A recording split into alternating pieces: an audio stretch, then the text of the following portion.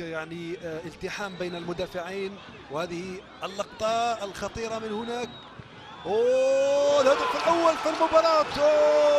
هدف مباغت تماما، هدف مباغت تماما، هو الأول في هذه المباراة بعد مرور 16 دقيقة من زمن المرحلة الثانية. خطأ دفاعي قاتل، خطأ دفاعي قاتل في صفوف جمعية أولمبي شلوف. ضيف لطفي يفتح باب التهديف في الدقيقة 70 من زمن المباراة.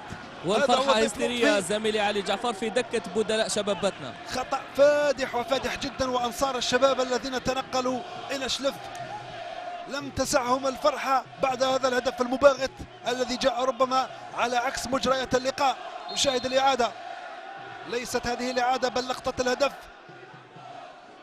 سنشاهد الإعادة بعد لحظات. إذن خطأ فادح كريم في محور دفاع جمعية أولمبي شلف، وزازو يرتكب ربما هفوة لا تغتفر في هذه اللحظات. سوء التقدير يعني، وما عرفش يتعامل